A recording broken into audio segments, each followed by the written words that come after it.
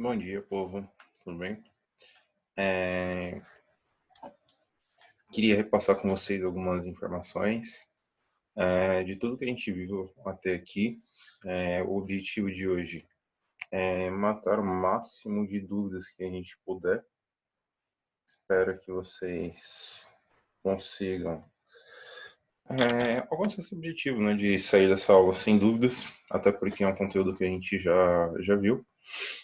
E se caso vocês continuarem com dúvidas, vocês podem me mandar mensagem, não tem problema nenhum. Eu vou tentar responder todas as dúvidas que vocês tiverem, beleza? Então, nós começamos falando sobre química, né? E dentro de química a gente falou sobre a matéria e as suas transformações. E a primeira coisa que a gente estudou foram os estados físicos da matéria, tá? Lembrando que a gente estuda, são 3 estados físicos, e os 3 estados físicos são eles: sólido, líquido e gasoso, tá? Qual que é a diferença entre os 3 estados? A diferença está no estado de agregação dos átomos.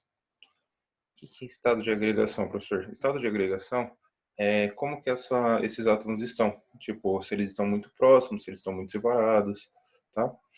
E é isso que influencia no estado físico. Qual que é a diferença entre eles? Então, no estado sólido, os átomos eles estão muito próximos e isso permite com que ele tenha tanto a forma quanto o volume fixo, tá? Se você pensar em qualquer objeto sólido, você vai ver que esse formato ele não muda com a questão do passar do tempo, assim, tão rápido. Agora, quando você pensa em algo no estado líquido, por exemplo, água, uma garrafa de água, a água ela tem a forma variável, mas ela tem volume fixo. O que significa isso? Se você pensar, peguei uma garrafa de água de 1 litro, ela tá ali bonitinha no formato da garrafa. Se você pegar isso e virar dentro de um prato, ela vai assumir o formato do prato. Se você colocar isso dentro de um balde, ela vai assumir o formato do balde. E assim por diante. E quando eu falo do estado físico gasoso, os átomos eles estão bem dispersos, ok? Eles têm a forma variável e eles têm o volume variável. O que significa isso? Ah, Se eu pego, que nem está na figura, uma bexiga. Essa bexiga você assopra ali dentro, o gás ele ocupa o formato da bexiga. Se por acaso eu estou dentro de um local fechado e eu estouro esta bexiga, os átomos que estão ali dentro, eles vão tentar ocupar esse novo recipiente que eu estou, que seja, por exemplo, um quarto, uma sala. Eles vão simplesmente tentar ocupar esse espaço. Se vocês observarem os desenhos, vocês vão reparar o que eu falei, ó. No estado sólido, elas estão muito próximas. No estado líquido, ela já tem um certo grau de liberdade. E no estado gasoso, elas têm uma grande liberdade, ok? Para poder ocupar o máximo de espaço possível. Quando nós falamos de estados físicos, nós temos que saber o nome dessas mudanças, né? Então, a passagem do estado sólido para o estado líquido, nós damos o nome de fusão. A passagem do estado líquido para o estado gasoso, nós damos o nome de vaporização. Só lembrando que dentro de vaporização nós temos 3 tipos de transformação. Essa transformação a gente pode chamar ela de evaporação, ebulição e calefação, ok? E a passagem de estado sólido direto para o estado gasoso, nós damos o nome de, perdão, sublimação. Agora, de estado gasoso para o estado líquido, nós damos o nome de condensação ou de liquefação. Do estado líquido para o estado sólido, nós chamamos de solidificação. Do estado gasoso direto para o estado sólido, vocês vão encontrar como ressublimação. Então, estes nomes aqui eles são muito importantes para vários exercícios, a gente precisa saber, então, o que significa cada um desses nomes. Tá? Aí, falando agora de ponto de fusão e ponto de ebulição. O que é cada um deles? O ponto de fusão é a temperatura em que uma substância ela passa do estado sólido para o estado líquido ou do estado líquido para o estado sólido. Tá? Exemplo aí, quando você está lá no nível do mar, a água ela congela em 0 graus Celsius e ela descongela também em 0 graus Celsius. O álcool ele congela e descongela a menos 114, ou seja, se você tem uma garrafa de álcool e colocar ela na geladeira em casa, vocês vão observar que por mais que passe um mês, 2 meses, normalmente ele não congela, porque a nossa geladeira não chega a uma temperatura de menos 114. Ponto de ebulição. Ponto de ebulição é a temperatura que passa do estado líquido para o estado gasoso ou do estado gasoso para o estado líquido. Tá? Então, a água, por exemplo, ela ferve a 100 graus Celsius, ou seja, ela passa do estado líquido para o estado gasoso, uma dessas transformações é a 100 graus, e ela também volta do estado gasoso para o estado líquido quando ela atinge 100 graus. E isso acontece com o álcool quando ele atinge uma temperatura de 78 graus Celsius. Então, só para ficar bem claro, ponto de fusão é a temperatura que acontece essa mudança, e ponto de ebulição também é a temperatura em que passa do estado líquido para o estado gasoso ou do estado gasoso para o estado líquido. A gente falou também sobre isso daqui, que é a curva de aquecimento de uma substância pura. Nesse caso aqui, a substância pura é a água. Se você pensar na água a uma temperatura inferior a 10 graus, perdão, inferior a 0 graus, o estado físico dela é sólido, tá? Então, o que acontece se eu começo a esquentar isso daqui? Quando ela chega em 0 graus, a gente começa a observar a formação do que a gente chama de um patamar. O que esse patamar indica? Que quando chega em 0, tem uma mistura de sólido e líquido, ok? E por mais que você vá lá medir a temperatura, você observa que essa temperatura ela não sobe, ok? E quando que essa temperatura ela volta a subir?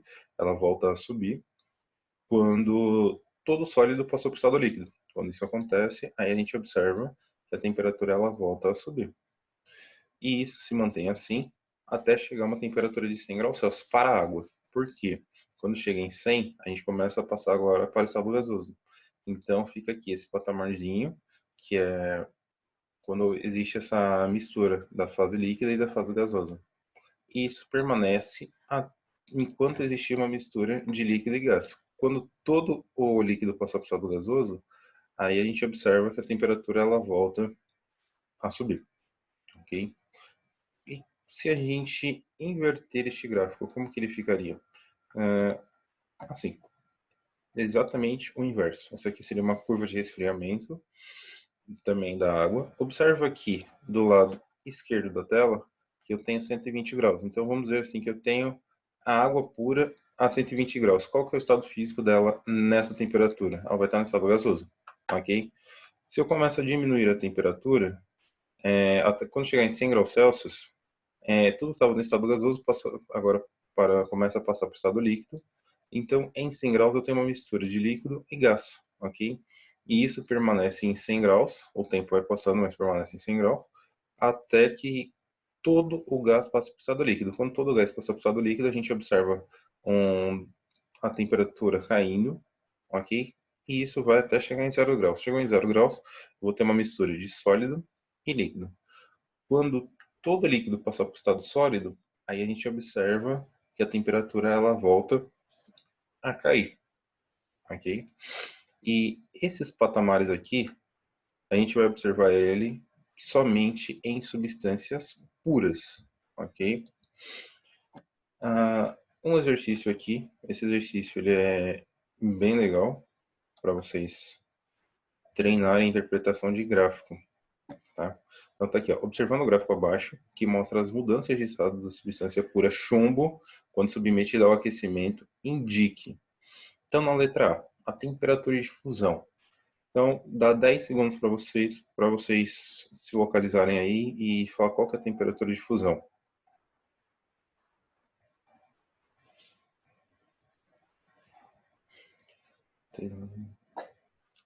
Então, para descobrir a temperatura de fusão, eu vou olhar no gráfico aonde que ele representa. Ó, o que é este patamar aqui? É onde ele está passando do estado sólido para o estado líquido. Que temperatura que está ocorrendo? 328. Então, essa aqui é a temperatura de fusão. Tá? Letra B, a temperatura de ebulição. Aqui neste patamar aqui, ele me indica aonde está ocorrendo a mudança do estado líquido para o estado gasoso. Que temperatura que isso aconteceu? 1620. Ok? A letra C. Qual é o estado físico a 5 minutos? Aí você olha aqui no eixo do tempo, você não está vendo 5 minutos. Tem 10, 20, 35, 50. Mas aonde está o 5? O 5 tem que estar antes do 10. Então você pega aqui mais ou menos na metade, sobe com uma linha imaginária, e ele bate mais ou menos aqui no meio do gráfico. Se você observou, eu estou antes do ponto de fusão. Se eu estou antes do ponto de fusão, qual que é o estado físico aqui? Sólido. Tá? O estado físico aos 15 minutos. Também não tem 15 aqui, mas eu tenho 10 e o 20, então 15 ele tem que estar no meio. Você sobe com a linha imaginária, dá no meio do patamar.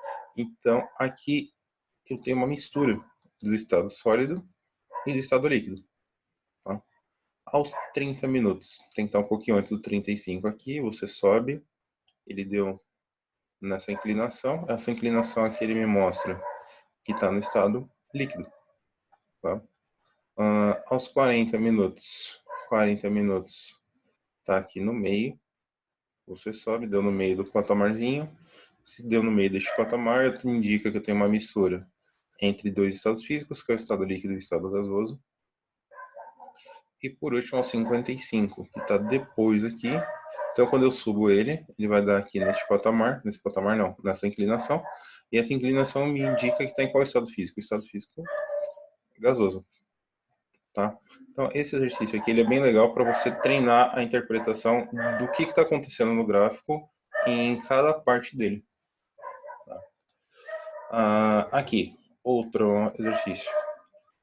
Quando você sai de uma piscina e se expõe ao sol, a sua pele fica seca depois de algum tempo. É correto afirmar que letra A, vaporizou, letra B, evaporou, letra C, entrou em ebulição, letra D, ferveu. O que eu quero que vocês reparem nas alternativas é que todas as alternativas elas estão falando basicamente sobre a mesma coisa, que é a passagem do estado líquido para o estado gasoso, tá? Mas tem uma das alternativas que ela é mais correta, ok? Ela tem um conceito mais correto, ok? Por exemplo, você não pode falar que você se expondo ao sol, você ferveu, ou que você entrou em ebulição. Não tem como. Então, vaporizou ou ela evaporou? O conceito certo aqui seria de uma evaporação. Por que de evaporação? Porque evaporação ela acontece, está escrito aqui, ó, se expõe ao sol. A evaporação ela acontece quando você tem calor do sol ou quando você tem corrente de ar. Então essa aqui seria a alternativa mais correta para essa questão. A gente falou também sobre esse conceito aqui, ó. Se vocês observarem aqui, eu tenho uma mistura de água e óleo. Aí a pergunta é, por que o óleo fica em cima e a água fica embaixo? Aqui a gente está falando sobre um conceito de densidade. O que era densidade?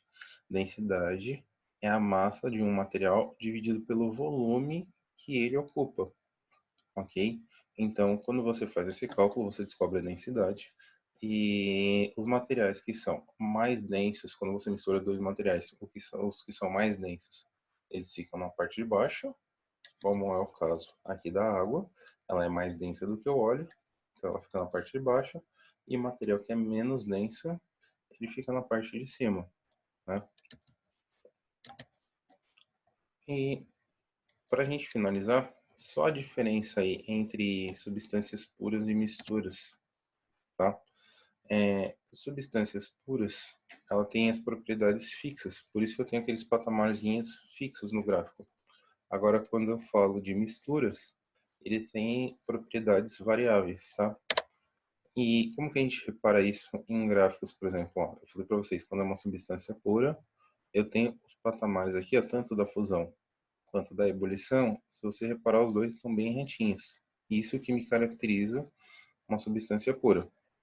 Agora, quando eu falo de uma mistura, você observa aqui, ó, os patamares eles estão inclinados, ok? Então, se cair um exercício, te dá só o gráfico, e ele pergunta, é uma substância pura ou é uma mistura, eu vou olhar esses patamares. Se ele tiver reto, os dois, é uma substância pura. Se eles estiverem inclinados, eu estou falando de uma mistura. Lembrando, o que é uma mistura? Mistura é quando eu junto duas ou mais substâncias sem que ocorra a formação de uma nova substância. Ok? Isso é uma mistura. Beleza? Espero que até aqui vocês tenham entendido. Como eu falei no começo, se ficar alguma dúvida, vocês podem mandar mensagem, não tem problema. E a parte que é importante é que vocês não fiquem com dúvidas, ok? Senão acaba virando uma bola de neve, a matéria começa a ficar mais complicada. Então, todas as dúvidas que vocês tiverem, gente, não tenham vergonha de perguntar. Podem perguntar, ok? Muito bom revê-los e até a próxima. Tchau, tchau.